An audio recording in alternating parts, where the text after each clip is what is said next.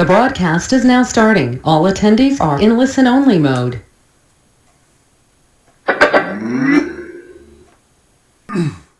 That was Sam and Dave. They originally did that song, and I think the Blues Brothers made it even a little bit better.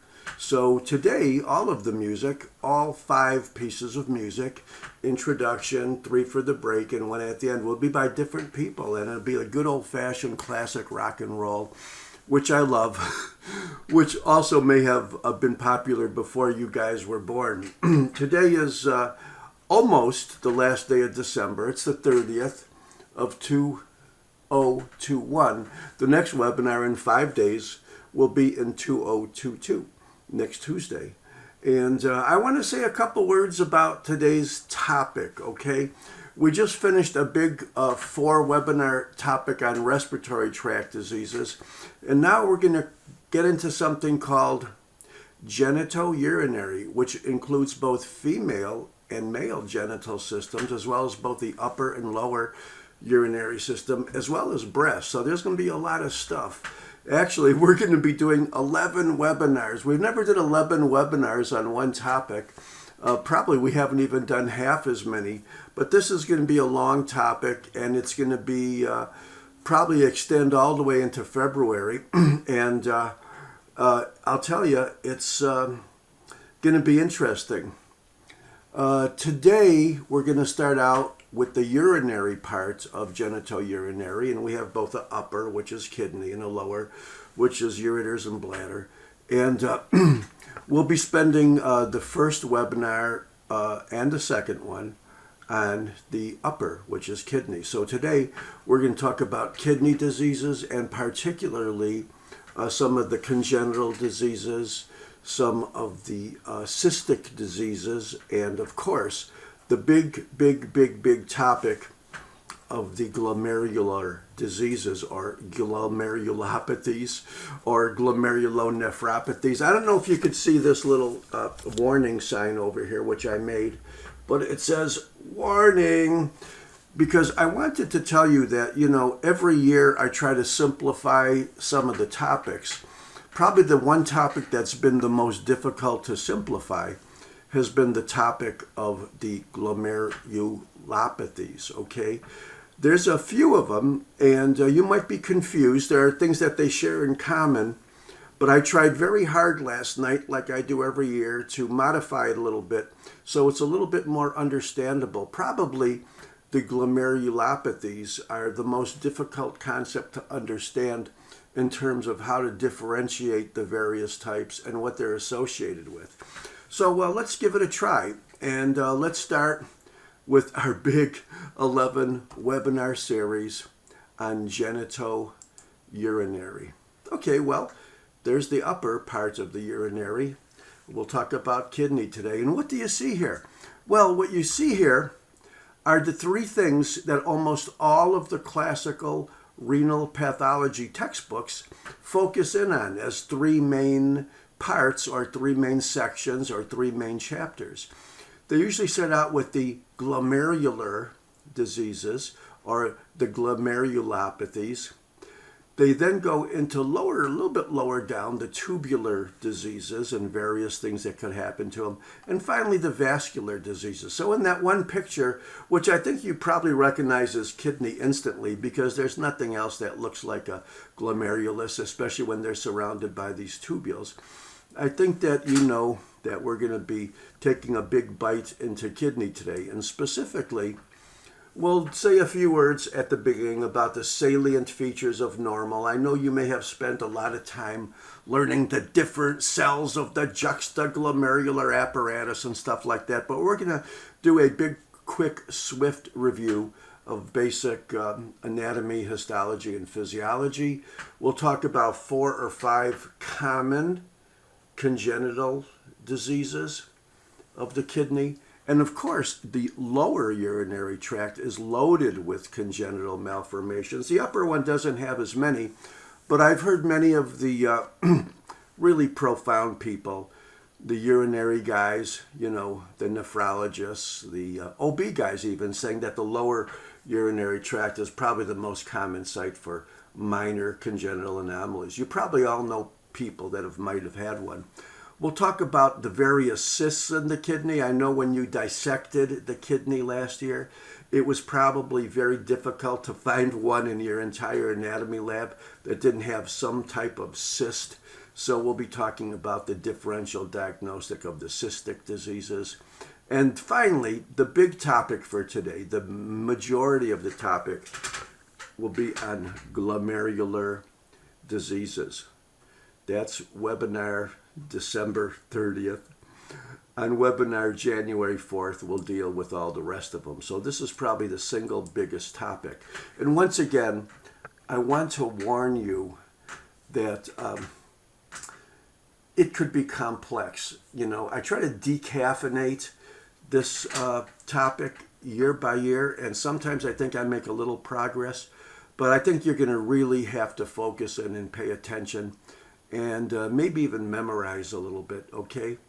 Well, here's a good place to start the development of the urinary tract, upper and lower. If you remember from your embryology, there were three parts of the development of the urinary tract. There's the pronephros, which is not really active at all in humans. It kind of degenerates. It's segmental. I think in some fish still might have it. Then there's the mesonephros, which gives rise to a lot of the male genital things, you know, including, you know, the so-called Wolffian duct, of which many of the male genital things. And then you have the mesonephric duct, which is the ureter, okay? And then finally, in the metanephros, first we develop pro, and then meso, and then meta. You finally have the kidney, okay? So that's the embryologic origins. And if you had dissected the kidney last year and you cut through it and you're lucky enough to see a nice smooth surface, maybe the capsule peeled away very easily from the cortex surface of the kidney. If it didn't, that means there may have been some scars, which means cortical or perhaps even glomerular disease, you know, terminating in fibrosis. Finally, we saw a nice, hopefully nice, normal, uniform cortex, which is basically this distance from here to here, from the arcuate arteries to the actual capsule, okay? And sometimes the cortical substance, including glomeruli, extends between these pyramids. And you know these are pyramids because they all look like they're shaped like a triangle. And you might remember that if you dissected from the ureter, you had a big space, you know, you had the minor calyces emptying into the tip of the pyramid, the major calyces, and the various arteries and everything. And why should I even talk about this? I hope you kind of remember it. And if you don't, here's a quick little reference over here. You know that's the renal vein. You know that's the renal artery, okay? You know that you could call this a calyx, okay? If it was a opening of some minor calyces, you could call it a major calyx. You know that the medulla is basically occupied by these pyramids, okay? And then along the base of the pyramid is cortical. It should be probably about a centimeter, you know, not much more than that. It should be uniform. And that's where the glomeruli are, but they do extend between the pyramids, which is called the renal columns, okay? The major branches of the renal artery correspond to the main segments of the kidney.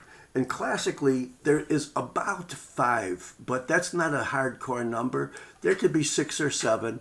But the segmental arteries are the first main branches of the renal artery. So, for example, perhaps a thrombus in one of the segmental arteries would block out about maybe 1/5 of the kidney. And because these are end arteries, they don't have a secondary blood supply. A blockage of one of the segmental arteries would produce a nice, more or less triangular infarct that is not hemorrhagic, but what they would call anemic. After the segmental arteries, you would then have the interlobar arteries, okay, which I think you could see is probably one of these guys. And wouldn't it be logical that the interlobar would be bigger than the interlobular, because these are between the lobes and these are between the lobules. But in between that, there is an artery that runs pretty much along the junction between the cortex and medulla, called the arcuate artery. Why? Because it arches. That's why. Okay? And then, of course, the interlobulars follow that. Ultimately, they lead into the arterioles that supply the glomeruli. Okay, and of course with the segmental arteries, you have segmental veins. We talked about the renal columns. The renal papillae is the very, very tip of the pyramid, and that opens up into the minor calyx. And once you get into the tip of it and you are into the minor calyx, major calyx, you are now into a transitional lined or urothelial lined tubule, which extends all the way to the bladder. How do you like that?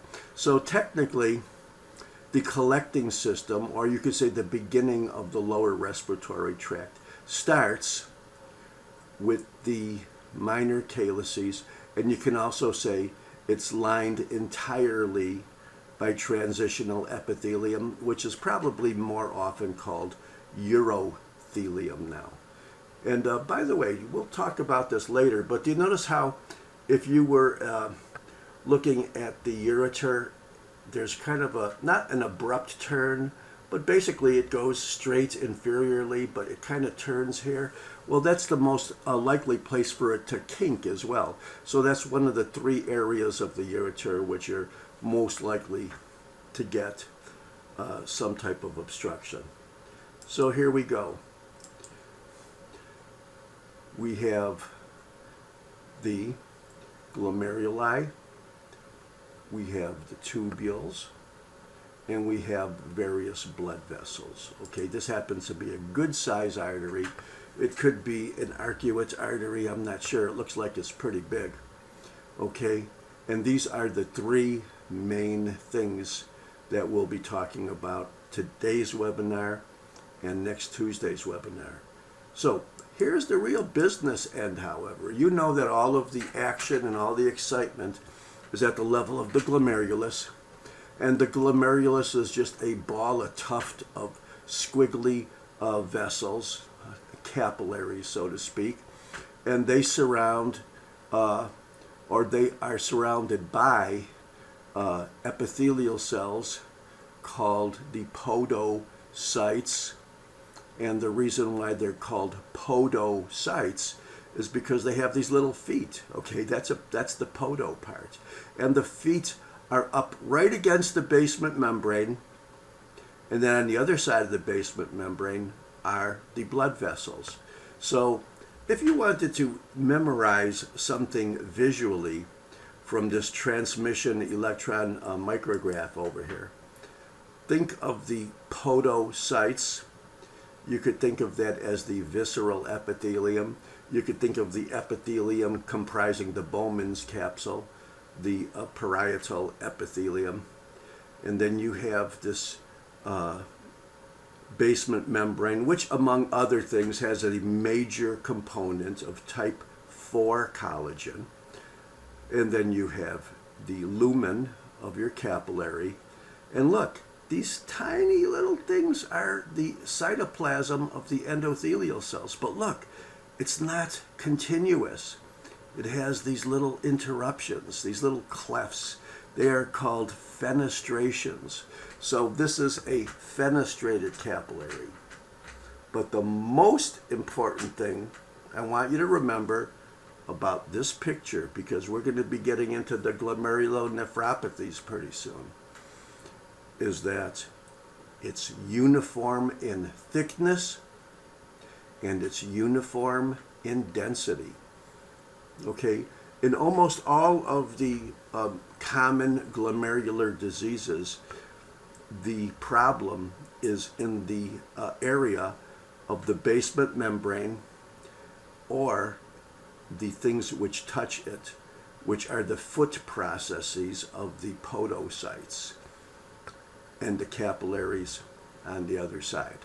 So here's the big picture, here's a blow-up picture, and here's a scanning electron micrograph, which is probably the best one that I've ever seen. Okay, so if you wanted to think of it as diagrammatically, and you cut through the glomerulus like this, all of these red things would be your capillaries. Occupying the central portion of the glomerulus are the cells called mesangial cells. And mesangial cells regulate the blood flow of these vessels into the glomerulus, but they also have an immune function because they're capable of phagocytosis. So you could probably think of them as macrophages. I don't know if they're derived from the macrophage line, but let's review the few basic types of cells. You have your parietal epithelium, which comprises the Bowman capsule. Underneath that, you have your various capillaries, okay? After the capillaries, you have your basement membrane, which should be thin and uniform in density and in thickness, okay? And then you have your foot processes of what you might call the parietal epithelium, also called podocytes, because they have these little feet, okay? That's another thing you might kind of remember as being a normal glomerulus. Okay, so much for the basic anatomy or histology. Let's get into something that many of your patients will have, and a disease which could happen to just about any of the diseases we talk about with kidneys. Kidney failure, chronic renal failure. What are the symptoms? Well, because your kidneys regulate water and electrolytes, you could have either dehydration or edema, depending on the type of kidney disease. And of course, as your BUN and creatinine rise in your blood, so does your potassium. Another thing to remember is that whereas your potassium rises in the blood in chronic renal failure, the calcium actually gets low, okay? And because it's low, it kicks in the hyperparathyroids to compensate, and now you can have a disease, a general disease of the bone due to hypercalcemia called renal osteodystrophy. As your calcium gets low, in general, your phosphate gets high. Okay, this whole picture would produce a scenario which would be an acidosis, okay, in your blood. And of course, it's not respiratory cause, so it's the metabolic acidosis. Why would a person with renal failure be anemic, other than it's probably the anemia of chronic disease? Well, one reason is you might remember where EPO is produced, okay? It's produced in the kidney. So you got kidney disease, you got less EPO. Another reason for anemia is that the toxins that build up in your blood greatly interfere with platelet function, and therefore the platelets don't work. In other words, you could have spontaneous bleeding with chronic renal failure, okay?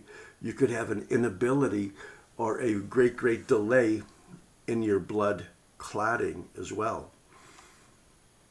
Any disease to the kidney which results in decreased perfusion could kick in the RAAS system, retain sodium, cause hypertension, be either a cause or an effect of congestive heart failure, because in congestive heart failure you have decreased flow to the kidney, but also chronic renal failure itself can complicate congestive heart failure. Okay, could you have pulmonary edema? Yes, you could, but that would be mostly due to the congestive heart failure. Patients with chronic renal failure, if you want to explain it in simple terms, because of toxicity to the mesothelial lined cavities, and in particular the pericardium, can get pericarditis. One of the most common cause of a significant pericarditis is chronic renal failure. When you do an autopsy of a person with chronic renal failure, the lining, both the visceral and parietal pericardium, could be very, very hemorrhagic and fibrinous and even contain pus. Okay, a condition often described commonly and in the textbook as bread and butter pericarditis. Because of the general toxins, you can have gastritis, you could have colitis to the GI epithelium, esophagitis. Look, that's the entire GI tract, isn't it? We already talked about the bleeding, but also nausea and vomiting, toxic effects on nerve and muscle and brain, okay, myopathy, peripheral neuropathy, encephalopathy, pruritus, okay, irritation, toxic effects to the skin, itching, dermatitis. And there's one word I want to concentrate on. You might think it's stupid, but I don't know if you've ever heard of the word sallow. Actually, sallow is a color. It's based on a plant that has a greenish yellow color to it. And the name of that plant is Salix caprea, and that's why it's called sallow. I don't know what kind of plant this is, but do you see that greenish yellow color? A person, particularly a white person with chronic renal failure, may have kind of a yellowish green. If you wanted to specifically label that color in terms of its RGB contributions, 214, 209, 177. For those of you people who can think of colors as combinations of red, green, and blue, this is how many units of each. There's the hex code for sallow. And if you like to just think of it in terms of a percent, sallow is 67% red, 78% green. That's the yellowish part. And a little bit of blue in there too, isn't it? So that's sallow.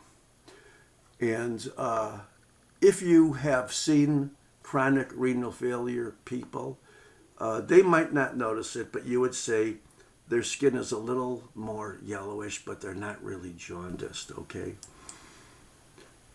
So let's talk about the congenital diseases of the kidney first.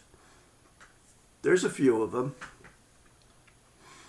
You could probably say that wouldn't it be possible if people are just born without kidneys? They never develop? Yeah, that's called agenesis. And of course, as you would guess, it's incompatible with life. Agenesis could be either bilateral or unilateral.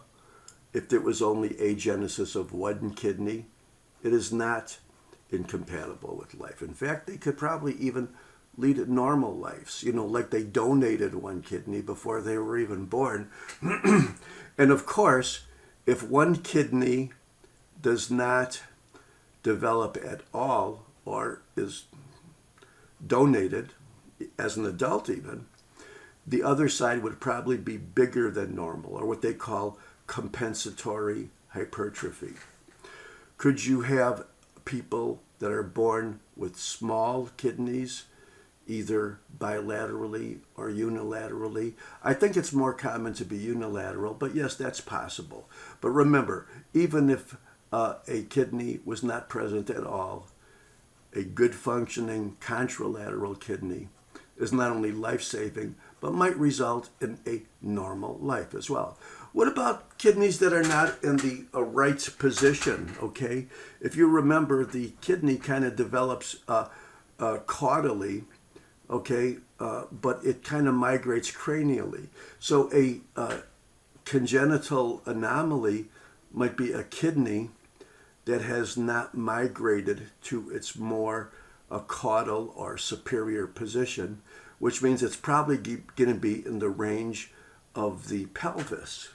So an ectopic kidney, a kidney that has not been in its proper position congenitally, is usually also called a pelvic kidney. Okay, most ectopic kidneys, maybe all of them are maybe called pelvic kidneys as well. What if the kidneys, for some reason, fuse in their inferior poles or caudally? They might look like a horseshoe then. It's like one big kidney. And yes, those are not uncommon either. And they're not and they are compatible with life. And there might not even be no emergency reason to separate them. Okay. Well, here's agenesis. We got a embryo or a newborn that's opened up. Look at folks, no kidney. You can see some loops of bowel. Okay. This is probably why the embryo or baby was never born. Okay, if the baby had one kidney, it could have maybe even a good life, a normal life. Here's a kidney that is hardly developed at all. You could call it hypoplasia. Would extreme hypoplasia perhaps be called agenesis? Probably, but here's a little bit of tissue left. Whether it functions or not doesn't matter, but the more likely it is not to function, the more compensatory hypertrophy you might have in the contralateral normal kidney. Okay? And here's a pelvic kidney. Kidney here in a normal position, right where they should be at the level of the renal arteries. But this pelvic kidney you actually have at the bifurcation of the aorta, getting its blood supply. And by that time, you're already down into the pelvis, aren't you? Okay, so you might see on a bone scan, for example, which collects a urine, okay, is excreted in the urine, the bone scanning agent. You might have a nice bright dot here for the renal pelvis on the left side, but nothing on the right except for darkness there in the kidney. And it looks like that kidney might even be retaining fluid as well. Here's a nice contrast x-ray. You could see the 5 major calyces here. This kidney had a 5-segment calyx structure. But on here, it's near the actual bladder, isn't it? The normal one would be higher up. Okay, so now you got a kidney that's just about on top of the bladder, and certainly in the pelvis anyway. Horseshoe kidney. Okay, well, if you just looked at the top half of this x-ray here, this IVP, you can see a good amount of, by IVP, I mean intravenous pyelogram, a dye given in the blood which concentrates quickly in the kidneys and then gets excreted, okay? You can see a nice array of renal calyces on the left and on the right. It looks like it's pretty normal. And you could see some of that material might even extend a little bit inferior. But in this case, we have the 2 kidneys that are actually joined. And if you look at this little soft tissue density here surrounding the pelvis, you can see it extends inferiorly, which of course it shouldn't. Now, I think what you could say from this x-ray, if this was the kidney from it, that you don't have much of a collecting system in the inferior connection of the 2 kidney tissues or cortices, okay? So that's a horseshoe kidney. It looks like a horseshoe. Could this be asymptomatic and normal? The patient never knows they have it, no obstruction, perhaps discovered incidentally at autopsy? Yes, that's possible, okay? Okay, now let me make a statement. I'm assuming, because this is a 2nd-year level course, I'm assuming that most of the people here have already a good foundation in anatomy. And part of a good foundation in anatomy in medical schools is to dissect cadavers. Now, some of the medical schools are getting these phony cadavers, which are computer things. I don't really believe in that. I think if you are a real doctor and a real surgeon, you have to get a good feel for dissection, okay? And of course, if you're a pathologist, you've already dissected 1 million, okay? It's Not very often that you could dissect a cadaver, especially of an elderly person, which most of them are in medical school, maybe even elderly people with diseases, and not have some type of cyst. I can remember roaming around through the various autopsy tables for the first year students and really having a very difficult time finding kidneys that didn't have at least some little cyst somewhere. So there is a whole big differential diagnostic of cystic diseases of the kidney. The actual most common congenital one is a condition called cystic renal dysplasia. And do not be fooled by the word dysplasia. It by no means pre-malignant. It means there was a problem, an arrested problem in its development. So these babies could be born with extremely cystic kidneys, bilaterally even, and that would cause a very, very big problem. If the kidneys were not functioning, of course, bilaterally it would be incompatible with life. I think that's pretty logical. There's an adult condition, or at least it appears clinically in adult life, so that's why it's called adults, an autosomal dominant condition of cystic disease in adults, okay? And there is a autosomal recessive variant of genetic cystic diseases in children. Like most of the autosomal recessive diseases are apparent early in life, okay, children. Many of the autosomal dominants are not expressed until later on in life. You could have a condition where there are numerous small, tiny little cysts in the medulla of the kidney, the pyramids, and that's why it's called medullary sponge kidney, or MSK is what the radiologists like to call them. And another condition in which you have cysts at the cortical medullary junction, and that's called, I always have problem when you have 4 consonants or 5 consonants in a row. Nephronophthystis medullary kidney, also a genetic disease. You could have acquired adult cysts for various reasons, but probably the most common overall type of cyst is something that we just call a simple cyst. And the explanation that I have always been given for the simple cysts are very logical.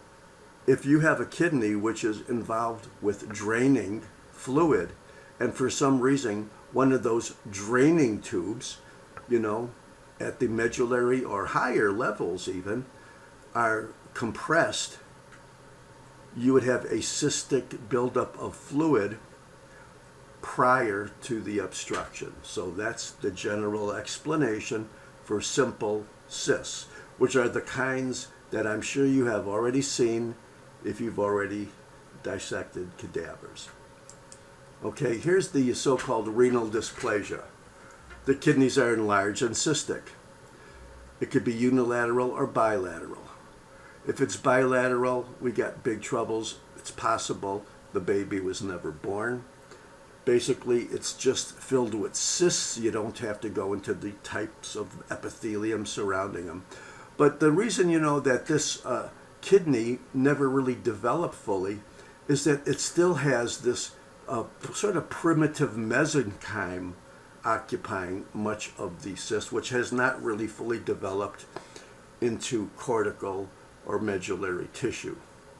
Okay? It's of course in newborns. It could be associated with viral diseases, or it could be genetic. It's more likely to be due to viral infection rather than genetic.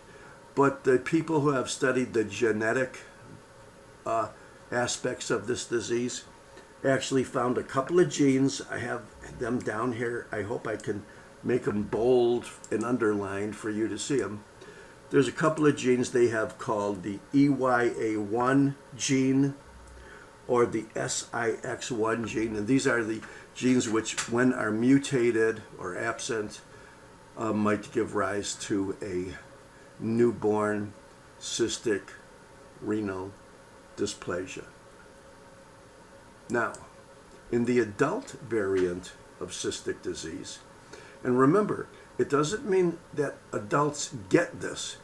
It means that they probably have it for a long, long, long time, perhaps even as kids, but they don't develop renal failure type symptoms until their 40s and 50s or even later, okay?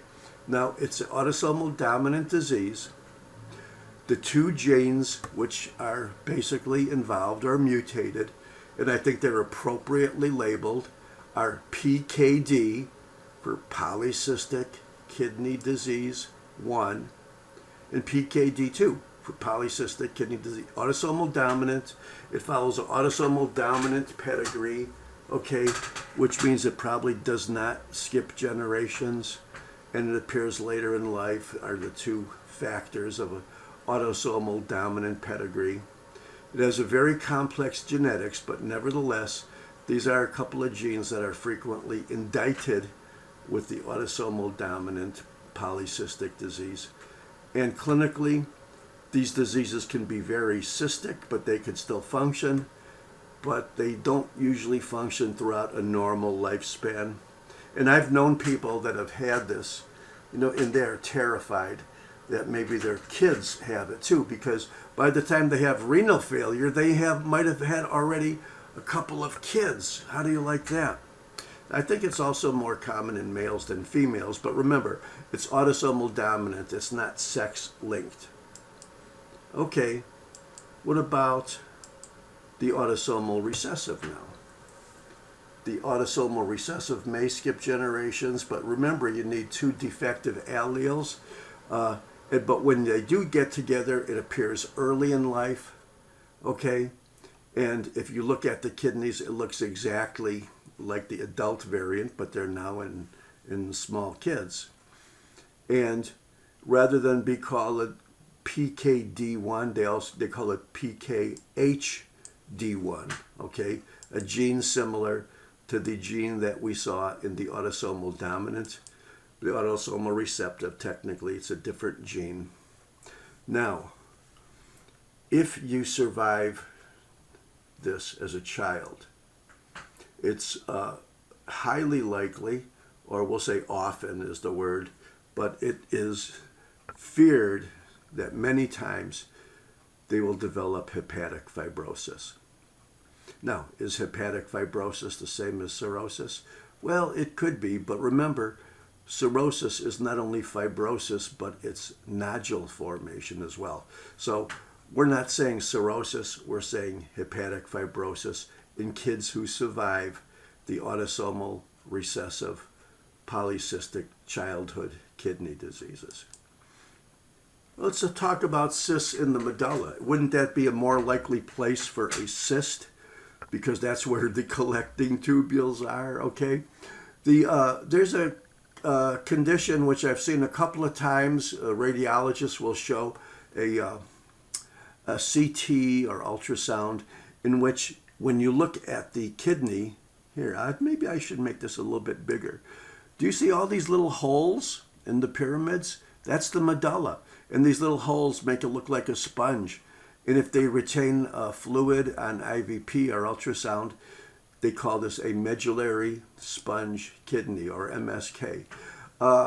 Very often, it is not going to be producing renal failure. It's often an incidental finding.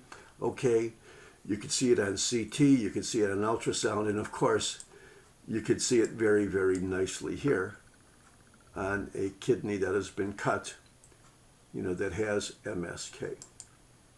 Now, another type of medullary, or we'll say cortical medullary type cyst, is this disease. It's a hereditary disease. It's autosomal recessive, again, seen in kids.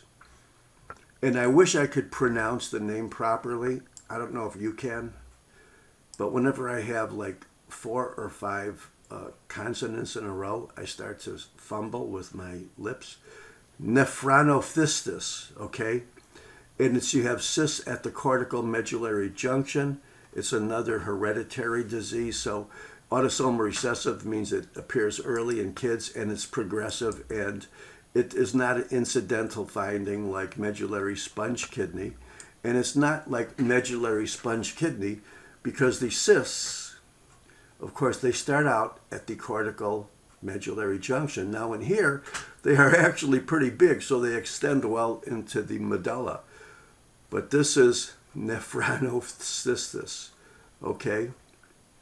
And I'm glad that last night I finally found like a really good picture of it. I had a hard time finding one before. So how about if we move on to the simpler, commoner type of cysts? Because none of these type of cysts you have probably seen, but if you've dissected elderly people, you may have seen the so-called acquired cysts. The most common type of reason for an acquired cyst are patients on dialysis, or we could say patients with any type of renal disease which require dialysis may have had some type of general disease which results in blockage. Could it be fibrosis? Could it be edema? Could it be crystals? Could it be blood? In which you're going to see these small cystic structures, okay? Now, that could be probably differentiated a little bit from what we always called the simple cysts. They appear in the cortex. They are also called retention cysts, and they are also acquired. Now, why would they be called a retention cyst? Because when you think about it, if fluid or urine drains through tubular structures, whether they're small or large tubules, if there's any reason for a blockage or an obstruction of a tubule, the cyst can occur prior to the blockage. Wouldn't that be logical? You got something that's obstructed, and therefore the pressure builds up before the obstruction results in a cyst, even at the fairly small tubular levels, okay?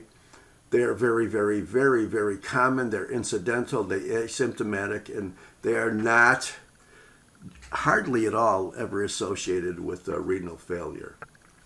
Okay, you know what? I think we've been doing a good job. So I think it's a little bit early to take our break, but let's get into the main topic that we're going to be talking about today. And that's glomerular diseases or glomerulopathies or glomerulonephropathies. Okay, and then we'll probably save tomorrow for tubular diseases, vessel diseases, obstructions, tumors, and so forth. But we're going to spend the rest of today talking about nothing but glomerular diseases. And this is where I warned you that they could be very, very complex. So I would say, please don't go crazy and try to remember every single thing about every single type of glomerulopathy.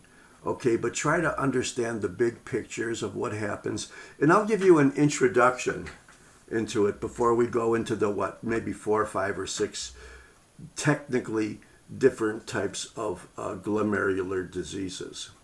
Okay? So how about, if we talk about the proper terms first. Probably the best name is glomerulopathy. I've seen it called the glomerulonephropathy, of course, because it's part of the nephro or kidney. And because many of them are called glomerulonephritis. Not all of them, but many of them, which you see some classical features of glomerular infiltration, some of which follow the general types of inflammatory lesions we've been talking about, and some of them which are kind of unique. I've also heard the term glomerulonephritis. But let's keep our sanity, and we just call them glomerular diseases or glomerulopathies. Now, here's the introduction before we get into the real heavy stuff. A patient with primary glomerular disease can manifest that disease in a variety of ways. Probably one of the most common ways is to develop what they call the acute or chronic nephrotic syndrome.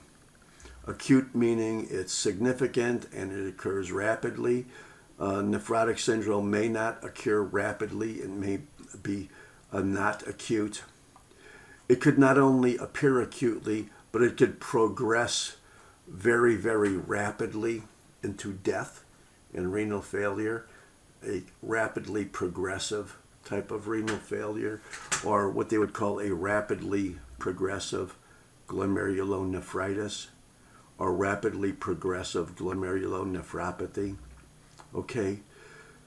It could also just progress very, very slowly and eventually produce chronic renal failure. Remember, we said chronic renal failure could be the result of any long-standing or even a type of primary renal functional disease, or, especially in many of the kids and adults, it could persist as hematuria and proteinuria.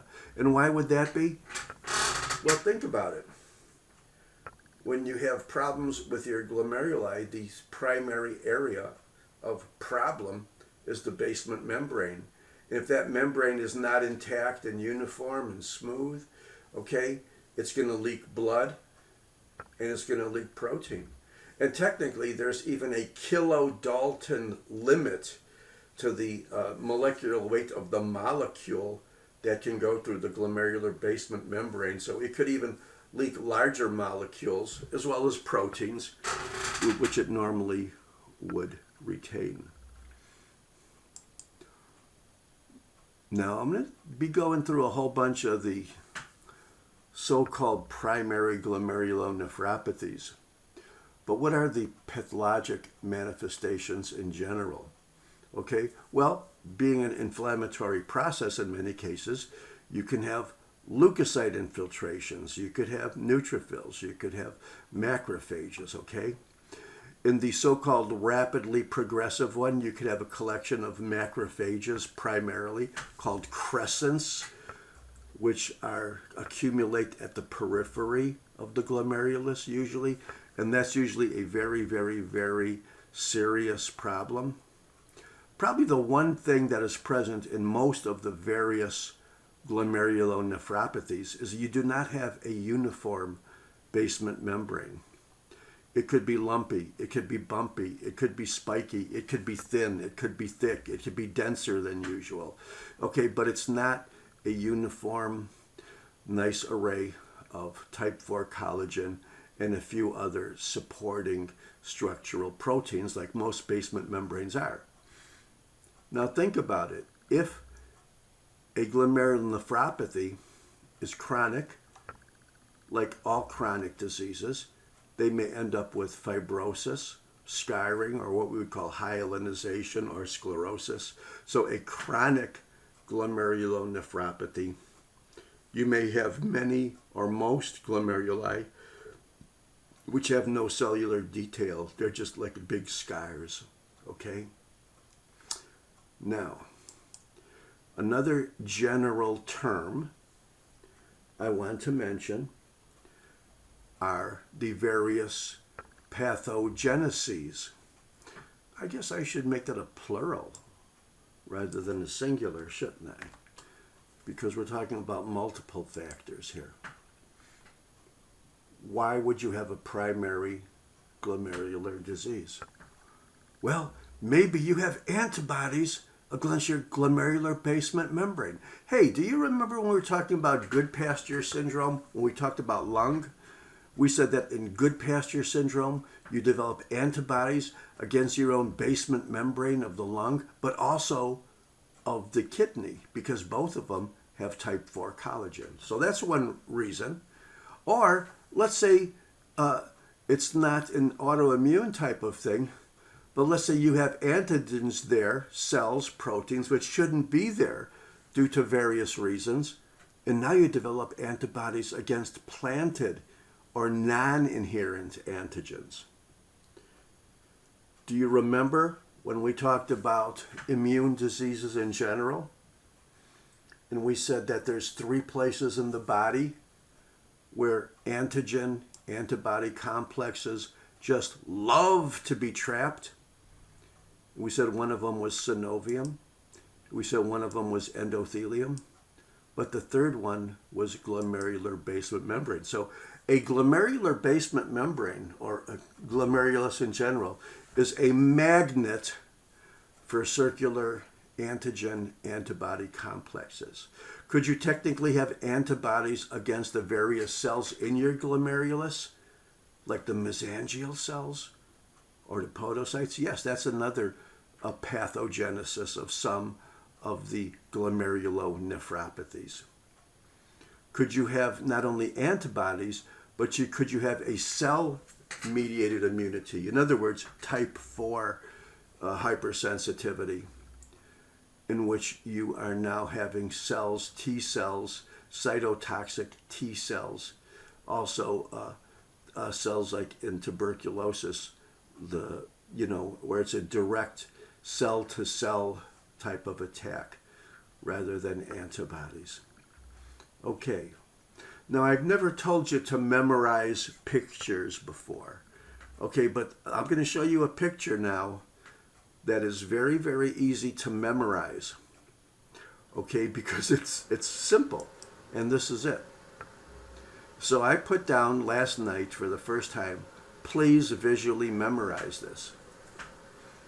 First of all, you got a bunch of these little foot processes on the top, okay?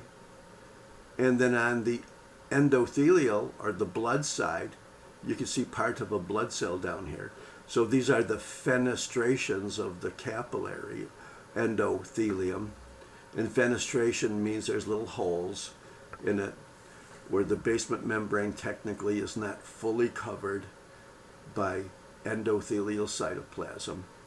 But here you have a density. This is an electron microscope. So the density of this is uniform. It's just as gray over here as it is over here, as it is over here, and it's just as thick over here as it is over here. So if you want to just remember that a basement membrane, and there's various proteins in it, but the main one, of course, the main structural protein is type 4 collagen, type 4. If you just want to remember that the basement membrane should be uniform in thickness and uniform in density.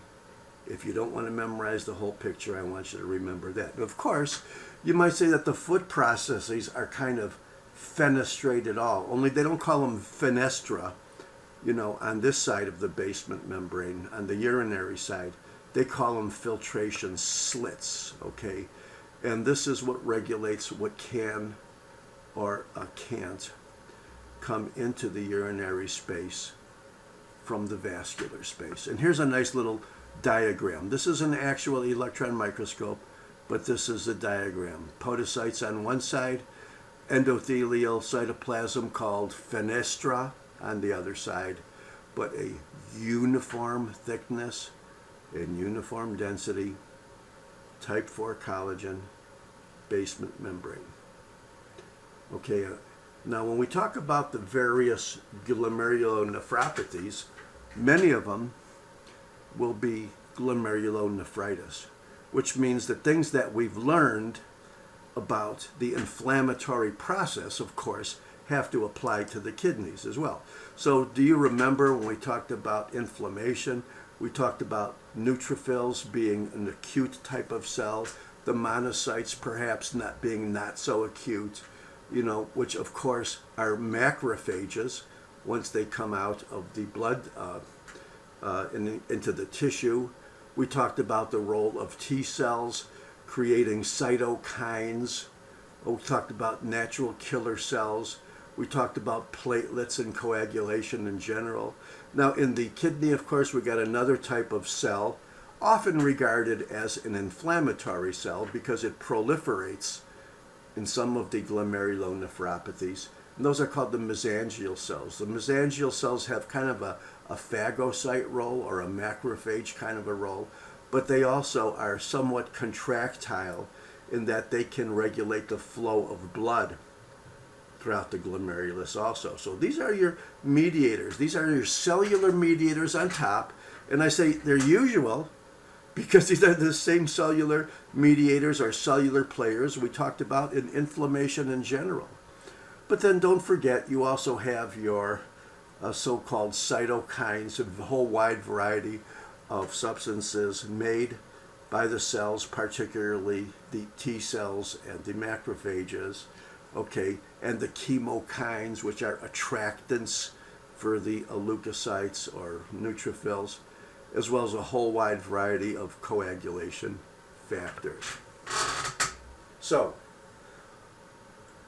I think that what I've given you is a pretty intense general introduction into the glomerulonephropathies. We're going to take our break now, and I want you to think about the last few things we talked about.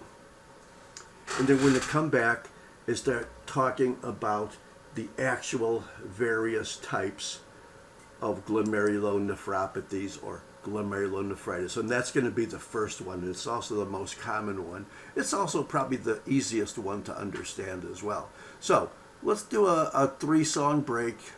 We'll see you in 10 minutes.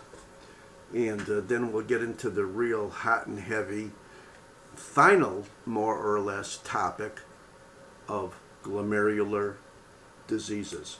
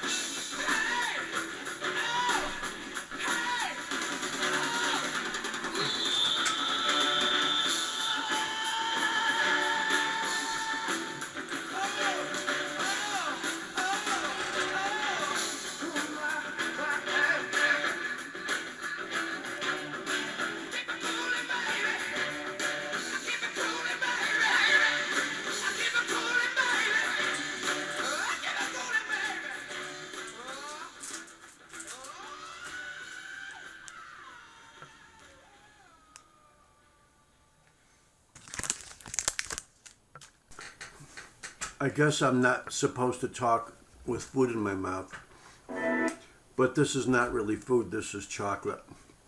One of the essential things of life, as well as coconut coffee. I don't think I had any big thoughts during the break, except one. I have always kind of feared the discussion of glomerulonephropathies. It was not only where I suspect that you are often overwhelmed, but I usually am too, because there's like a good number of them. Maybe we'll talk about 6 or 7, and they're related to so many other things. And they have a lot of similar features. But today I really feel like I've simplified about as much as I ever have. Maybe next year, if I'm still alive, I could even do a better job, but I feel very good about today. So let's continue on with the diseases of the glomerulus. The first one that's always mentioned, and probably the most common one, and I think the most logical one, is what they call acute glomerulonephritis. And by acute, it doesn't necessarily mean there's a lot of neutrophils there. It means it occurs acutely, okay?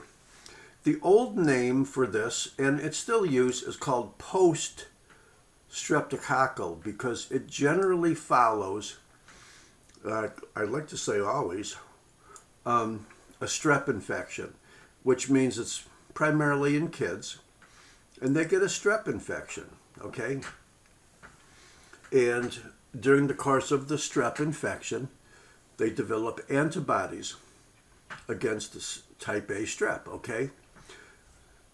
The strep infection goes away, okay? But the antibodies not only persist, but they wind up attacking the glomerulus as well. And in the process of doing that, they accumulate immune globulin, primarily IgG, but sometimes IgM, and complement, what goes along in it, the destructive complement, along the glomerular basement membrane. And that complex causes the basement membrane to be non-uniform, sometimes focally thick, or what we call lumpy and bumpy.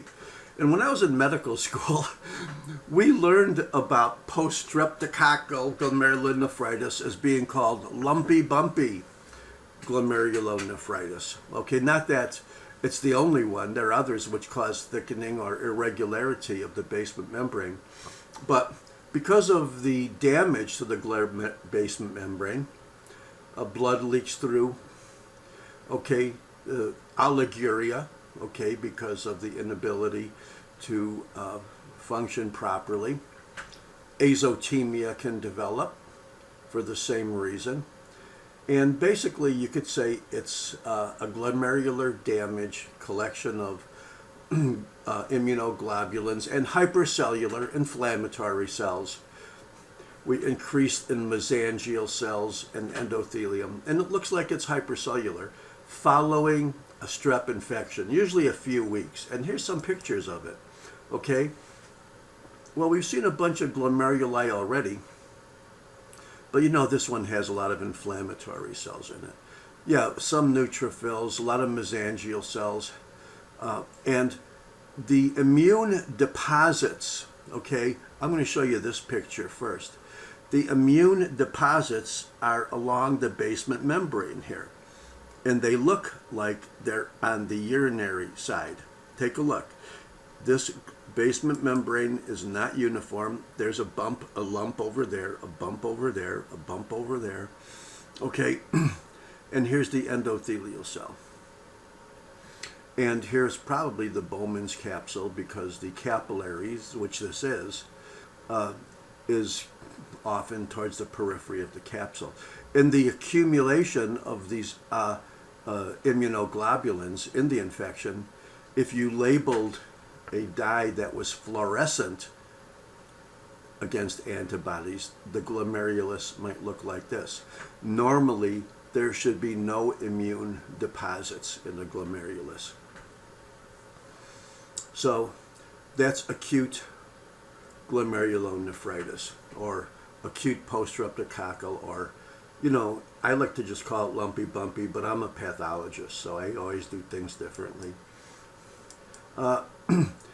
Here is a type of glomerulonephritis that is not unique, and it's not an entity unto itself, but technically it could follow any type of glomerulonephritis, which clinically is rapidly progressive. So if that any glomerulonephritis for some reason goes completely out of control, not only do you have inflammatory cells in the tuft of the glomerulus itself, but look, in this, against the wall of the Bowman's capsule, you have nothing but inflammatory cells, and they're primarily macrophages. But that means that this is very significant, and when I say rapidly progressive, it's often fatal. And the average time from a diagnosis of rapidly progressive, either clinically or pathologically, like you see here, generally speaking, the patients are dead within a few months. We'll say 3 months, I think, are the statistics. They also call rapidly progressive crescentic. Why? Because there are so many inflammatory cells here, not just limited to the glomerulus, but also accumulating all unto themselves at the edge, because the glomerulus is kind of bounded by the Bowman's membrane, or what we call the visceral epithelial cell, that there's nothing but inflammation here. So these look like crescents. They look like little moons, don't they? And of course, you could have immune complexes in them. You could even have antibodies against the neutrophils and the antibodies against the glomerular basement membrane. But remember, it depends on what type of glomerulonephritis was present, which clinically and pathologically rapidly progressed. Okay? Now, let's jump into a syndrome which is seen in many of the glomerulonephropathies. And if we said the main damage, the main problem with the primary or secondary glomerulonephropathies was damage to the basement membrane, that means you're going to be leaking protein from the blood into the urine. So patients with this particular syndrome, called the nephrotic syndrome, basically have 4 features, and they're all very, very logical. They have massive proteinuria, and they usually starts about 3 grams a day, but it could get a lot worse, okay? And because of the protein, primarily albumin, being spilled out into the urine, they now have low albumin in the blood. That's logical. Because they have low albumin in the blood, they have a low oncotic pressure. And remember, that was one of the main causes for edema, is a reduced oncotic pressure in the vascular space.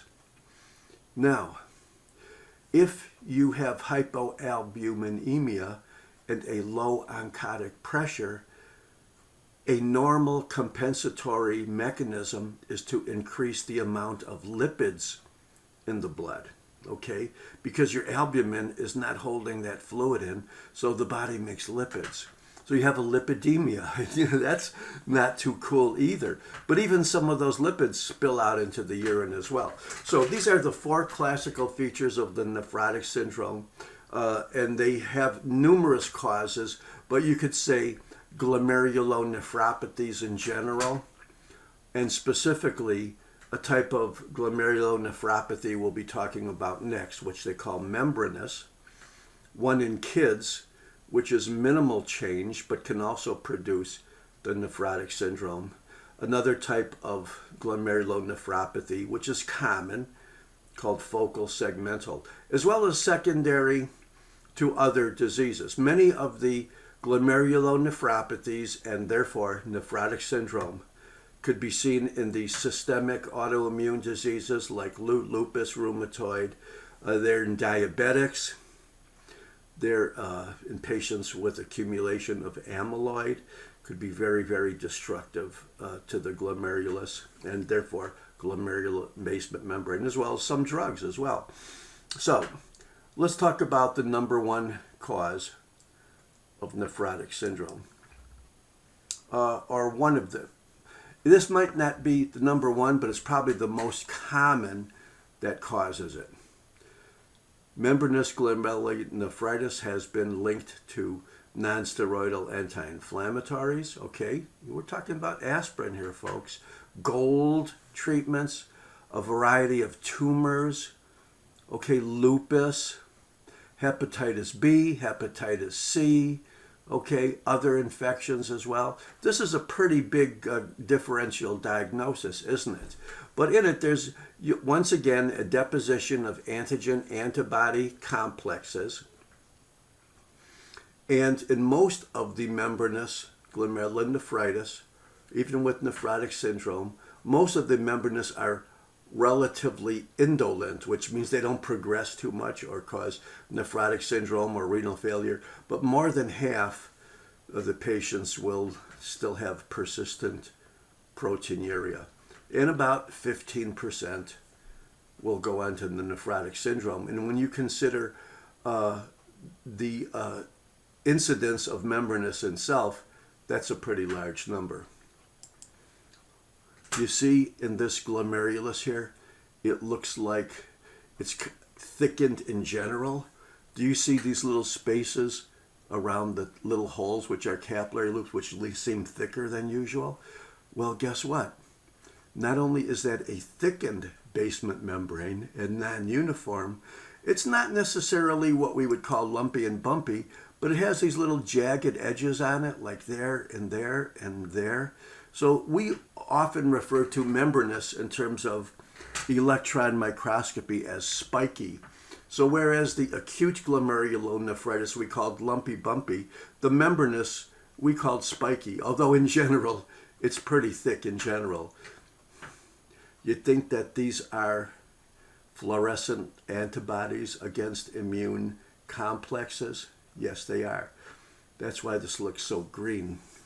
And once again, we could see not only thickenings of the basement membrane, but what they would call effaced foot processes as well.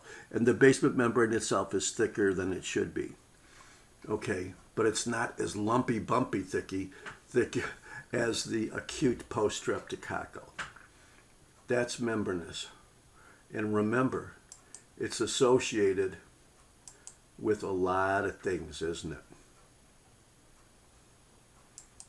So let's talk about minimal change glomerulonephritis or minimal change glomerulonephropathy, either one. It's also called lipoid necrosis, okay? Nephrosis, I'm sorry. And it's without a doubt the most common cause of nephrotic syndrome in children. And I know somebody whose brother had this, okay? And in minimal change, you don't normally see as horrific changes like you see in the other two types of glomerulonephritis. But if you normally know that foot processes should be on the urinary side of the basement membrane, you can see here they're degenerated or what they call effaced, or they have a lot of vacuoles in them. See, here's the capillary side with the fenestrations, and here's the rather uniform basement membrane, but the foot processes are degenerated. The word that they like to use is effaced, and that can cause the nephrotic syndrome as well in kids. And it's generally not a lifelong process, but it could be very persistent even into adulthood. Now, here's another type of glomerular disease. We're not calling it a glomerulonephritis because you don't see much by way of active acute inflammation, but you do see fibrosis. Okay, you know, fibrosis or sclerosis, which is identified by the increased collagen in parts of this glomerulus, gives it the appropriate name of focal, because it's only part of the glomerulus, and it's segmental, just a segment, And it's not glomerulonephritis, but they call it glomerulonephrosclerosis because that's collagen deposition, that's fibrin, that's fibrosis, that's sclerosis. So it is focal, it is segmental, it is sclerotic focally, and it's related to a whole bunch of other things as well. HIV, one, probably the biggest one, the biggest cause of glomerular disease in AIDS patients. Heroin abusers, sickle cell patients. Okay, we said that in sickle cell you can cause focal infarcts and secondary fibrosis in the spleen. Well, guess what? Also in the glomerulus too. And for some reason I don't understand in patients that are have a pretty significant obesity as a risk factor too. So it's the most common cause of adult nephrotic syndrome. Okay. Here's another type of membrane of glomerulonephritis, and it's a true glomerulonephritis. There's increased cells, inflammatory cells. It's called membranoproliferative. And look at this. It also has a bunch of things that it's related to. But if it's not related to people with hepatitis or alpha-1 antitrypsin or AIDS or malignancies, then it's basically all by itself or called idiopathic. And you have alterations, abnormalities at the glomerular basement membrane, especially in the subendothelial part. You have infiltrations of leukocytes, including neutrophils, but the prominent, when they say proliferative, the prominent cell of proliferation is not the lymphocyte, not the macrophage, not the neutrophil, but the mesangial cells. So it is the primary glomerulonephropathy in which the mesangial cells are the most proliferating. Okay, now I know at this stage you're probably a little confused, so we're going to go into the easy ones now. I think the hardest part is over. Another type of nephropathy is called Buerger's disease. And the reason why I made that U in red is because it is not spelled Buerger. Remember, that was a vascular disease in smokers, but it's just Berger disease. And remember, we said that with acute post-strep, you could get deposits of IgG or IgM. Well, with Buerger's disease, the primary problem is immunoglobulin A deposits in these mesangial areas, which is more or less the more central part of the glomerulus. And because of it, there's problems in filtration, even at the basement membrane level. You can see these immune deposits on fluorescence, and therefore blood leaks through and proteins leak through. Now, I probably should have said this at the beginning, but I'll say it now. Most kidney or glomerular kidney diseases are not routinely diagnosed by regular pathologists.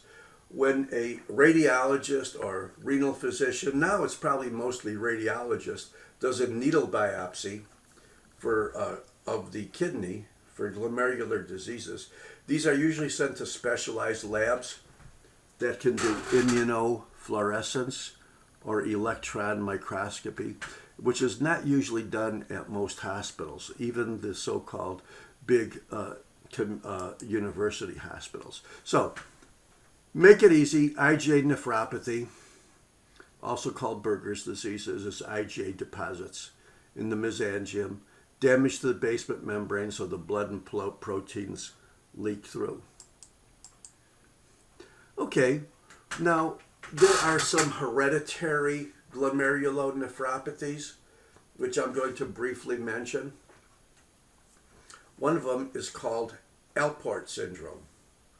Okay, so an Alport syndrome is a defective glomerulus, specifically an inherited form of a disease in which your body does not, because of genetic reasons, make proper type 4 collagen. Remember we said type 4 collagen was the primary constituent of the glomerular basement membrane? Well, it's defective. And do you remember when we talked about Goodpasture syndrome? We said that in Goodpasture syndrome, you have antibodies against type 4 collagen. Well, this is different because when you have antibodies against type 4 collagen in Goodpasture syndrome, it's still normal type 4 collagen. But in hereditary Alport syndrome, it's a defective collagen, okay? And it's usually associated with hearing and eye disorders. So that's the tip-off. So if you have a child, okay, it's hereditary, with renal failure and both eye and ear problems, think of Alport syndrome. And if you did electron microscopy, you might find that there aren't immunoglobulins against the type 4 collagen. It's just a defective type 4 collagen. Another one that I've never seen, but they say it's pretty rare, is something called thin GBM. In other words, you have a uniform glomerular basement membrane. There's no deposits in it, but it's very much thinner than it should be. So remember I said when you look at a basement membrane, it should be uniform in thickness and uniform in density. Well, these are probably uniform in thickness and uniform in density, but they're just thinner than they should be, okay? So that's another hereditary primary glomerular nephropathy resulting in thin glomerular basement membranes. Here's an easy concept to remember, and it's just called chronic glomerulonephritis. And it's not any different from the other glomerulonephritides that we talked about.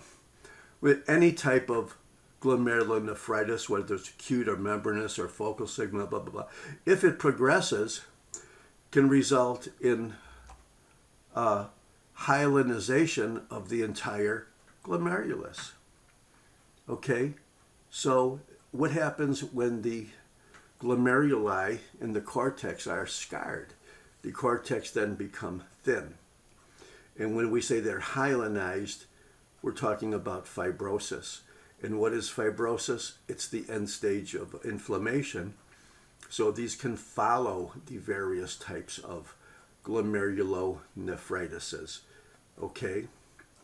A patient on dialysis might be seen with that had a history of long-standing glomerulonephritis, could actually be seen microscopically as having many, if not most, of the glomeruli that are actually hyalinized. I should have put a picture in there, but think of a glomerulus, and rather than seeing capillaries and foot processes and mesangia, so you see nothing but scar tissue. Wouldn't that be logical that a chronic glomerulonephritis, like a chronic any type of inflammation, would result perhaps ultimately in scars? Okay, so that's why you often see them in dialysis patients. I have a final slide for you, and we talked about many of the glomerulonephropathies or the glomerulopathies as being associated with diseases. But in general, many of the patients themselves with primary lupus or a type of platelet disorder, Henoch-Schönlein purpura, we said that can be associated with IgA nephropathy, patients with endocarditis, patients with kidney diseases, okay, often have a secondary glomerulonephropathy. And those are also called KW kidneys for Chemisteel-Wilson. That's why diabetes, or the so-called nephropathy of diabetes, is often described as a nodular glomerulosclerosis. And why is that? It's because of basically small vessel disease. Just like the neuropathy is related to small vessel disease. Just like the retinopathy is related to small vessel disease. Well, what happens if you have small vessels? You could cause a glomerulosclerosis, renal as well. Amyloid can accumulate in the kidney. It can accumulate in the glomeruli preferentially, or you can see basically kidneys when you cut them almost cut like pure wax, okay? Because much of the kidney itself is just loaded with amyloid due to chronic buildup of immune protein. We talked about Goodpasture syndrome, and we differentiated from Alport syndrome, because in Goodpasture syndrome, you might have normal type 4 collagen, but you're making antibodies against it. Okay, that's an autoimmune disease. You're also making antibodies against your type 4 collagen in your lung, and that's why Goodpasture syndrome is classically described as hemoptysis and renal failure. Small vessels.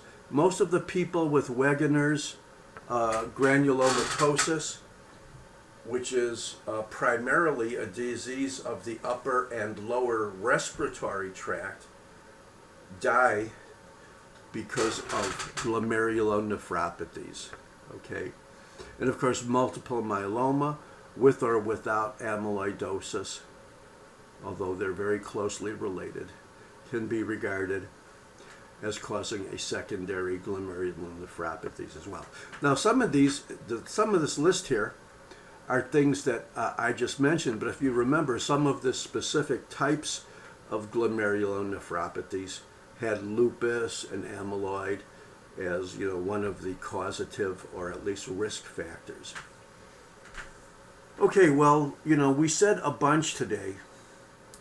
And I can remember once I gave this lecture at one of the Caribbean schools, I forget, I think it was in St. Kitts, and basically I knew that it was a lot to throw at the kids. They went to the dean and they complained that Dr. Minarsik was being too complex. I hope that over the years I have made it a little more understandable, and I feel that today, even though I threw a bunch of stuff at you, that you can kind of remember the main points. So, does that mean we're done? Yeah, we're done a little bit early, and that's okay. So how about if we play our closing song and take our final sip of coconut coffee, and we'll see you in 5 days, which will be a new year. Somebody asked the question, will you continue this course into 2022? I will definitely continue this course into 2022. In fact, we're only about half done. So usually the course ends like somewhere in March or April or something like that. But we're going to be spending almost the entire month on the biggest topic of the genitourinary system. So let's see who we're going to have entertain us for the closing song.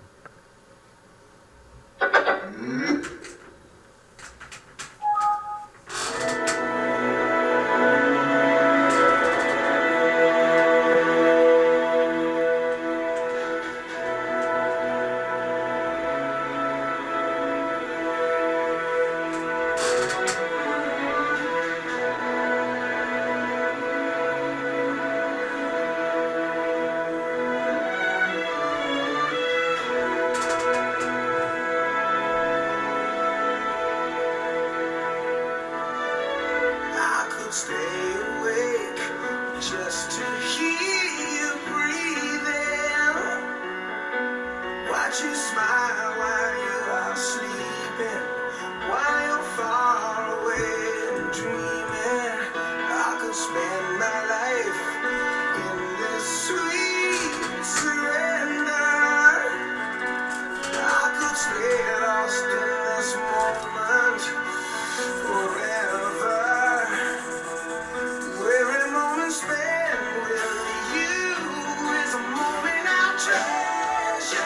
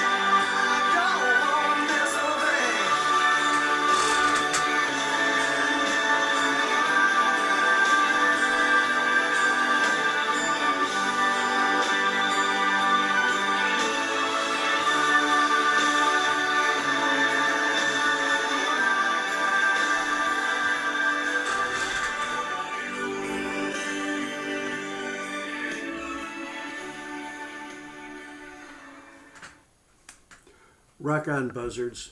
And remember, when it comes to learning how to be what you have always dreamed to be, you don't want to miss a thing. So, rock on, buzzards.